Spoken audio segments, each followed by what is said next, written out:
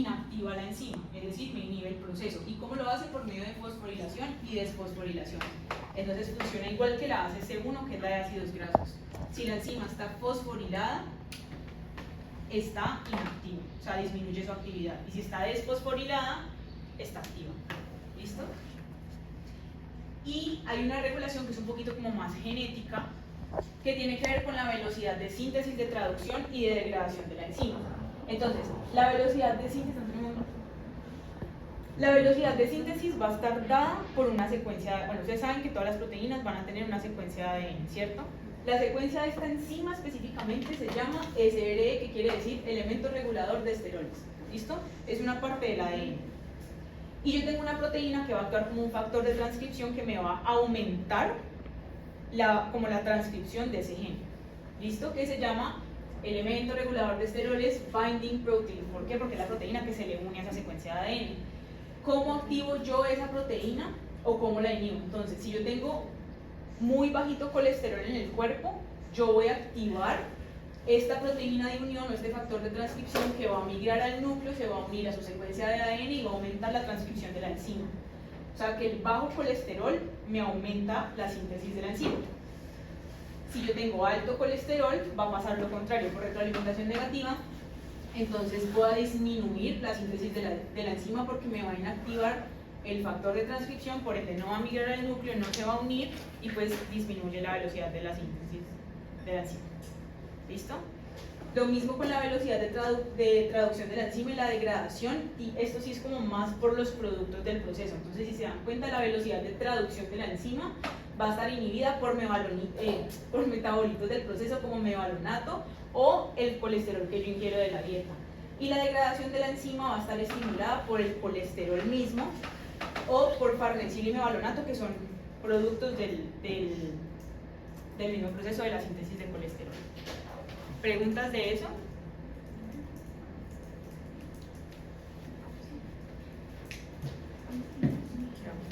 ¿Están cansados? O sea, ¿quieren ver vitaminas? La pregunta es, ¿han entendido hasta ahora? Eso es lo importante, ¿sí? O sea, ¿sienten que si seguimos van a seguir entendiendo?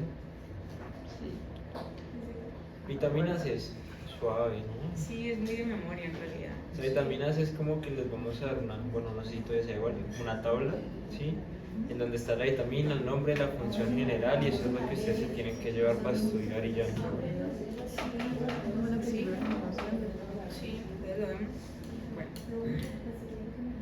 ¿Preguntas del último tema antes de continuar? Bueno, entonces, como ya vieron vitaminas, díganme cómo se clasifican las vitaminas. Liposolubles y liposolubles. Listo. ¿Cuáles son las características de las liposolubles? Que se disuelven en grasa y que deben ser ingeridas en la dieta, por lo que no se pueden almacenar en el cuerpo. ¿Y qué? Estoy hablando de las liposolubles. Liposolubles. Se pueden almacenar en el cuerpo. Las tipos se pueden almacenar residuos, toca no consumirlas con la dieta, por lo que no pueden almacenarse en el cuerpo. Porque se expresa por la orina normalmente. Exacto. Listo.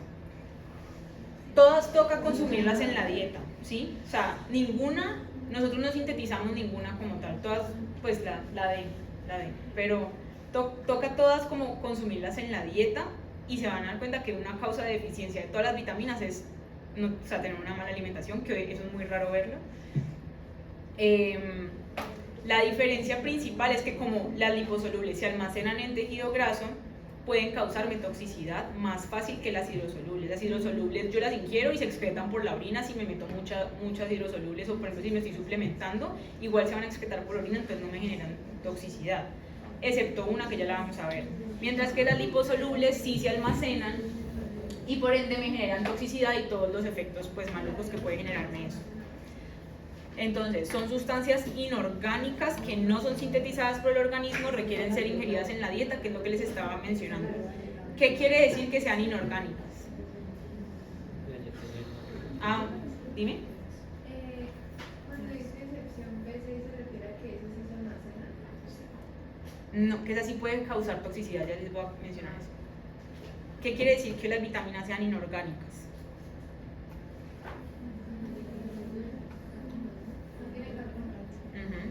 que no suelen tener los elementos orgánicos que son chon, o sea, carbono, hidrógeno, oxígeno y nitrógeno.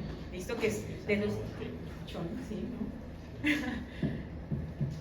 Y por eso se utilizan como cofactores y se utilizan en otras cosas. ¿Cuál es otra característica?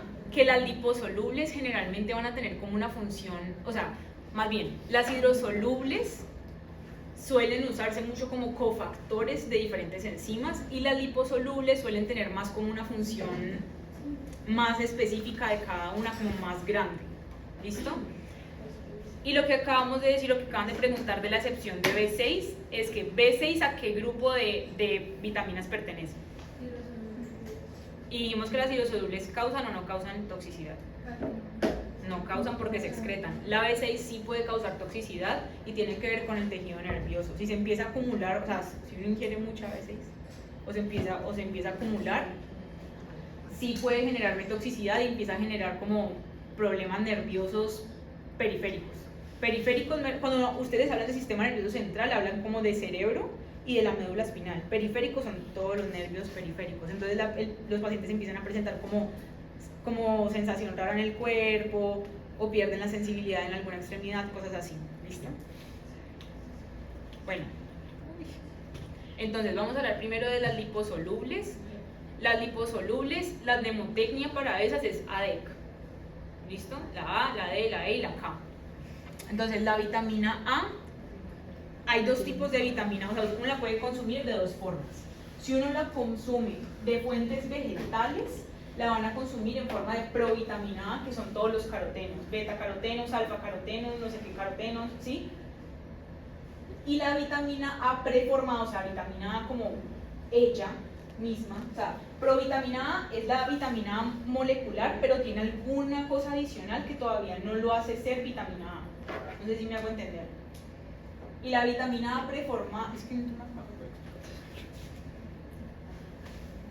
Bueno, y la vitamina A preformada viene de las fuentes animales y es molecularmente la vitamina A, no tiene como un grupo adicional, un hidrógeno adicional, algo que necesite quitarse para convertirse en la vitamina A. Eso es lo que quiero intentar explicar. ¿Sí? Y viene, o sea, ¿cómo se llama esa vitamina A? Son tres compuestos, retinol, retinal y ácido retinoico. La función principal que va a tener la vitamina A en el cuerpo es todo lo relacionado con la visión. Entonces, cuando vean sistema nervioso, van a ver que hay unas células que se llaman conos y bastones que requieren la vitamina A para funcionar. Por ende, la primera cosa que va a pasar cuando yo tengo deficiencia de vitamina A es que las personas empiezan a tener alteraciones visuales. Lo más común y lo más temprano es que tienen xeroftalmia, que es ojo seco. ¿Sí? Ojo seco. Pero eso puede evolucionar a empezar a tener ceguera nocturna, y si eso se vuelve una deficiencia muy muy grave, pueden quedar ciegos total, o sea, ceguera severa total. ¿Sí? En exceso, especialmente cuando se consume de fuentes vegetales, no sé si han escuchado los betacarotenos, que si a uno le dicen como que no, si come mucha papaya, mucha zanahoria, muchas cosas como naranjas y amarillas, se ven bronceadas o se pueden broncear más fácil. ¿Sí? ¿Qué pasa? Eso es exceso de vitamina A, que literalmente le empieza a dar a la gente ese color anaranjado por betacarotenos. O sea, ahí solamente, o sea, yo les dije carotenos, alfa carotenos, betacarotenos y hay otro que no me acuerdo el nombre, pero el que genera esto son los betacarotenos. ¿Listo?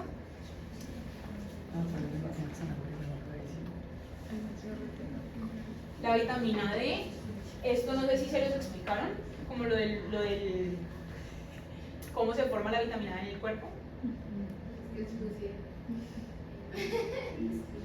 Ok. ¿De dónde se forma la vitamina D? Pues forma. Sí, ¿de dónde se forma? O sea, ¿quién es el precursor de la vitamina D? Está en la diapositiva y yo lo he mencionado en el segundo módulo del colesterol. Exacto.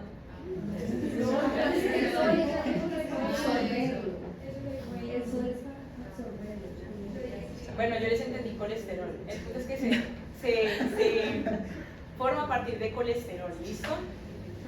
Entonces, no sé si alcanzan a ver acá, endógenamente ustedes pueden sintetizar vitamina D, pero no está activada, sino que se forma, tienen este compuesto que viene del colesterol y ustedes necesitan sol o rayos UV para poder activarlo, ¿listo? Y se forma el colecalciferol, que es vitamina D3. Pero este colecalciferol no, o sea, tampoco es vitamina D activada, o sea, no me va a generar un efecto fisiológico importante. Yo necesito, bueno, y la vitamina D que yo ingiero a partir de la dieta viene como colecalciferol o como ergocalciferol, que es vitamina D2, ¿listo? Estos dos compuestos pasan al hígado y tienen una primera hidroxilación, ¿listo?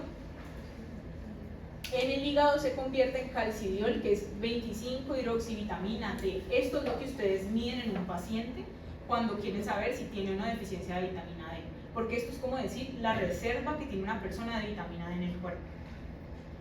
Y luego tiene que pasar, para activarse como tal, tiene que pasar por el riñón y tener una segunda hidroxilación. Entonces se convierte en 1,25 dihidroxivitamina D. Acá era hidroxi solito, acá dihidroxi porque tiene dos hidroxilaciones. ¿Listo? Y ese calcitriol es la vitamina D activa. Eso se los van a preguntar. Miren, ustedes van a ver vitaminas en primero, en segundo, en tercero, en cuarto, en todos los semestres se ven vitaminas. Y siempre preguntan cuál es la forma de vitamina D activa. Tienen que decir calcitriol. ¿Ok? Pero la que se mide es calcidiol. ¿Listo? ¿Qué me va a hacer la vitamina D? Está muy relacionado con el calcio. Ese metabolismo del calcio y todo eso no lo vamos a ver acá, eso lo van a ver más adelante. Pero lo que tienen que saberse, como tiene que ver con el calcio, ¿dónde en el cuerpo ustedes tienen calcio? Desde chiquitos les han dicho. En los huesos, exacto. Entonces, el efecto neto de la vitamina D es la mineralización ósea, o sea, que se construya el hueso. Entonces, cuando yo tengo deficiencia, yo voy a tener efectos en los huesos, y dependiendo si estoy hablando de un paciente pediátrico o de un paciente adulto, se va a llamar diferente. Si es un paciente pediátrico, se llama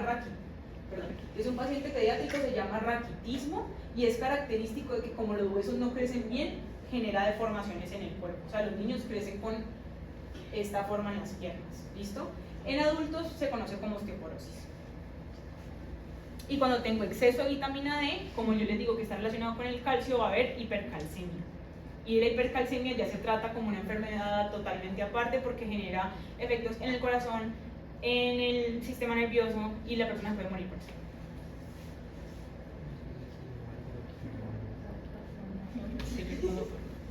Ahí está la tablita que Santiago les decía. O sea, la vitamina A y la D como que sí la hundí un poquito más porque tiene como más que hablar, pero acá está la tablita que le resume todo. La vitamina, el nombre de la vitamina, la función que tiene en el cuerpo, los alimentos donde los pueden consumir. A mí me preguntaron esto en primer semestre, no sé si ustedes se los vayan a preguntar, por eso les pongo ahí igual los alimentos, y la enfermedad a la que está relacionada. ¿Listo? La vitamina E y la vitamina K, rapidito, la vitamina E es antioxidante. ¿Qué quiere decir que sea antioxidante? ¿Ya vieron especies reactivas de oxígeno? Sí. Listo. Protege contra el estrés oxidativo, protege las membranas del estrés oxidativo. Entonces, la deficiencia de vitamina D, que es rara, puede generarles anemia hemolítica. ¿Por qué? Porque la membrana de los eritrocitos, como no tiene quien la proteja de ese estrés oxidativo, se debilita muchísimo y con cualquier cosa se rompe. Entonces, anemia hemolítica. Y la deficiencia de vitamina K, en tercer semestre ustedes van a ver que cuando un vasito chiquitico se rompe, ustedes necesitan que alguien vaya y como que lo tape, o sea, se forma un trombo, ¿listo? Para formar esos trombos yo necesito factores de coagulación, que son proteínas que están en la sangre. Y de esa lista, porque es una lista larga de factores de coagulación, hay unos específicos que se llaman vitamina K dependientes. ¿Por qué? Porque para su síntesis requieren la presencia de vitamina K. Entonces, si yo tengo deficiencia de vitamina K, no sintetizo esos factores y por ende si se rompe un vasito, pues no hay quien lo tape, o sea sí hay quien lo tape, pero no están los factores que necesito de la vitamina K, entonces la persona empieza a sangrar y no se tapa la hemorragia. Entonces el déficit causa trastornos hemorrágicos. ¿Listo? Ahí está otra tablita de UpToDate. ¿Ya conocen qué es UpToDate? Bueno, ténganlo como presente, digamos que son más para clínicas, pero o sea, en algún momento les puede servir en básicas cuando les pongan a hablar de enfermedades, o para el caso integrador de célula les puede servir mucho porque UpToDate tiene todas las enfermedades como habidas y por haber del mundo y tiene todo resumido, entonces les sirve mucho. Y la universidad lo da gratis porque es Sí. pago, pero pues con la cuenta de la universidad pueden hacerlo. Es verdad, es verdad. Y las hidrosolubles son ¿cuáles son cuáles son las vitaminas hidrosolubles? ¿O cuál falta ahí más bien? La C. Ajá, son entonces liposolubles ADEC, hidrosolubles complejo B y la C. ¿Listo? Y complejo B, pues obviamente es todo esto. Por tiempo y porque los veo, la verdad, los veo cansados, no les voy a explicar todas, les voy a explicar de pronto las que van a ser más relevantes para la carrera y las que probablemente les van a preguntar o les pueden llegar a preguntar. ¿Listo? Tiamina, que es B1. Ah, bueno, para el parcial sí se las tienen que saber todas con el nombre, ¿no? O sea, si les preguntan cuál es la vitamina B8,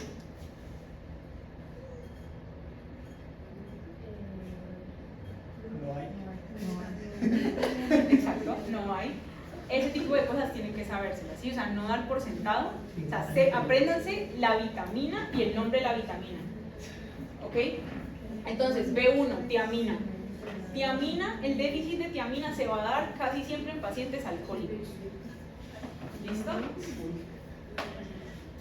¿En qué proceso de célula han visto tiamina?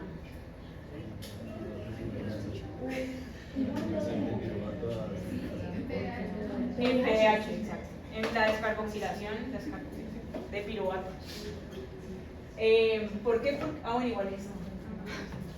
Entonces, lo que les digo, generalmente se va a dar el déficit en pacientes que son alcohólicos y va a generarme patologías que se llaman beriberi y síndrome de Wernicke-Korsakoff. Entonces, ¿qué pasa? ¿Qué es el beriberi? El beriberi se divide en dos, beriberi seco y beriberi húmedo. ¿Listo? El beriberi seco es esta parte de acá, o sea, este paciente de aquí arriba que ustedes ven.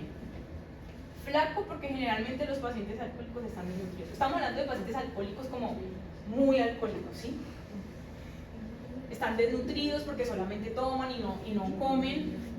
Tienen como desórdenes neurológicos, entonces por ejemplo los reflejos, los reflejos que son por los nervios de acá y de la médula, ya no los tienen, los empiezan a perder, empiezan a generar disestesias y parestesias, que es lo que les digo de sensación rara en las extremidades, y les dejan de funcionar las extremidades. O sea, como el problema empieza en los nervios, no solamente sienten cosas raras, sino que ya no les funciona, ¿sabes? La mano caída, el pie caído, ese tipo de cosas. Esta es como la parte inicial, este no es tan grave todavía. Pero el beriberi seco evoluciona o progresa al beriberi húmedo. El beriberi húmedo ya tiene que ver con la dilatación del corazón, ¿sí? Como se dilata el ventrículo derecho, eso lo van a ver más adelante, se empieza a congestionar todo el retorno venoso, entonces los pacientes empiezan a hacer, o sea, primero se les agranda el corazón y se llama húmedo porque es que no sé cómo decirles eso, pero más adelante van a hablar de que cuando un paciente está congestivo es porque se le está acumulando líquido en el cuerpo, líquido de su propio cuerpo, pero se está acumulando. Bueno, está bien, entonces olviden eso. El punto es que el paciente empieza a tener dificultad para respirar. Y el de Wernicke-Korsakoff es que empiezan a confundirse, básicamente. O sea, ya se les afecta el sistema nervioso central. ¿Listo? Ese es importante. El segundo importante es niacina, que es B3. ¿Listo? Miren dónde funciona niacina en NADPH y NADH, que los hemos visto desde el tercer módulo. ¿Listo? Funciona como cofactor. ¿Y este que me va a causar? Pelagra. Y pelagra es una enfermedad que se aprende por las 3 Ds: demencia, diarrea y dermatitis. ¿Listo? Que son las dos fotos de acá de la mitad. Porque la dermatitis suele darle a los pacientes en las zonas que están expuestas al sol. Niacina. No, espera. Las otras dos importantes son la B9 y la B12, pero ¿dónde han visto B7? ¿En qué proceso de célula han visto B7? Lo acabamos de ver. B12 y B9, esas las van a ver mucho, son de pronto las dos vitaminas que más van a ver el resto de la carrera. B9 tiene que ver mucho con el periodo embrionario de un bebé. Entonces, hay una cosa que en la tercera semana se forma el tubo neural y eso es lo que me va a dar a mí el sistema nervioso central. Si eso no se forma bien, el bebé nace con un resto, cosas que se llaman defectos del tubo neural, que son todas estas cosas que ustedes ven acá, lo van a ver mejor en embriología el próximo semestre, pero es saber eso. Deficiencia de B9, defecto del tubo neural, si es en una mujer embarazada. Si es en una persona adulta, me va a generar anemia macrocítica. ¿Qué quiere decir una anemia macrocítica? Que que aparte de que los eritrocitos están disminuidos, o la hemoglobina está disminuida más bien, los eritrocitos van a estar grandotes. Microcítica chiquito, macrocíticos grandes. ¿Listo? Eso es megaloblástico. Si son inmaduros son megaloblásticos. Cuando están solo grandes es macrocítico. Y el déficit de cobalamina o B12 también me va a generar anemia, porque tiene que ver también con la síntesis de ácidos nucleicos. Los dos, tanto B9 como B12, tienen que ver con la síntesis de ácidos nucleicos. ¿Listo? Si yo no sintetizo bien ADN, los eritrocitos no van a poder madurar bien, que es lo que están diciendo allá, por ende salen inmaduros al torrente sanguíneo, entonces no funciona. Si yo tengo un eritrocito inmaduro, no cumple la función que tiene que hacer, por ende le genera anemia al paciente porque está ahí como inútilmente. ¿Sí? Esa anemia van a ser anemias macrocíticas, megaloblásticas porque son inmaduros, y hay un tipo de anemia que esta me la preguntaron a mí en el parcial, y es anemia perniciosa. Esta es como uno de los mecanismos por los cuales se puede causar deficiencia de B12. Es decir, yo puedo tener deficiencia de cobalamina porque no la consumo, o porque tengo algún medicamento, alguna enfermedad que no, como que me la empieza a bajar, o porque tengo una enfermedad autoinmune que me ataca unas células del estómago que liberan un péptido que se llama péptido C, ¿cierto? Péptido C. La anemia perniciosa. Factor intrínseco. Eso, factor intrínseco. Que liberan factor intrínseco, y eso es una cosa que es necesaria en el cuerpo para absorber la vitamina B12. Si yo no tengo eso, o sea, si yo tengo esa enfermedad autoinmune, ese tipo de anemia por B12 se llama anemia perniciosa. Entonces, si les preguntan, ¿qué déficit de vitamina causa anemia perniciosa? B12. ¿Listo? Y también todos los... La B12 se puede almacenar un poco más que el resto de los hidrocarburos. ¿Por qué? Diría que pasa también, entonces, pues me parece cuando yo investigué sobre ella, de que está almacenada un poco más en el hígado y duraba de 2 a 5 años más o menos. ¿De 2 a 5 años? Sí. Pues no creo, no sé. ¿B12? No sé, la verdad eso tendría que leerlo porque hasta donde yo tengo entendido no funciona así. Pero tendría que leerlo para confirmar. Algo importante es que B9 y B12 pues depende básicamente del estómago, o sea, es muy resumido por lo que les acabo de decir mal. Entonces, persona con cirugía bariátrica o balón gástrico se tiene que suplementar también con B9 y B12 para que lo tengan en cuenta. Siempre estas personas se van a tener que suplementar. Listo. Y ya para finalizar, la C. Bueno, hay un pedacito de la tabla que no alcancé a ponerlo en la tabla directamente, y es que en qué alimentos está el complejo B, principalmente en carnes rojas. ¿Listo? Y la vitamina C tiene muchísimas, pero muchísimas funciones. ¿Qué dos funciones son importantes? Tienen que ver con que es antioxidante. Entonces siempre les han dicho, tomen limón, bueno, eso siempre les han dicho, pero a mí siempre me han dicho como que el limón y todas las frutas cítricas tienen un resto de antioxidantes, y efectivamente tienen vitamina C, y tiene que ver mucho con la síntesis de colágeno. ¿Listo? La enfermedad que va a causar es escorbuto, que imagino que sí la vieron en clase, que tenía que ver como con, la descubrieron en un barco, todo eso. El sangrado de las encías. Bueno, el punto es que la enfermedad, ¿qué es lo que causa? Vean, como se empieza a perder, se empieza a afectar esta síntesis de colágeno, y además se empieza a afectar también la función inmunitaria, se empieza a generar en los pacientes como, más que riesgo, como una predisposición al sangrado.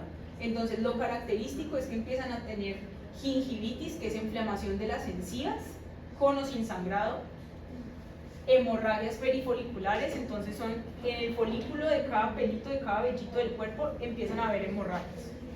¿Sí?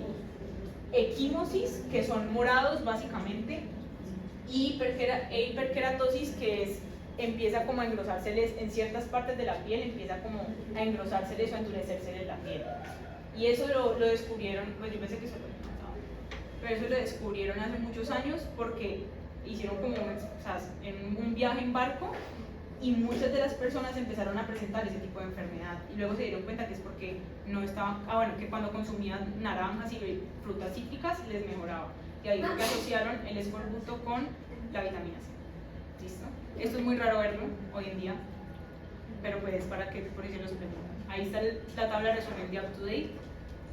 O sea, vean, consideren una cosa y es que la cantidad que nosotros necesitamos de las vitaminas son micro, o sea, son microgramos, son muy poco, entonces tampoco se trata de ir suplementándose porque sí, porque muchas las adquirimos más que suficiente con la dieta, ¿ok?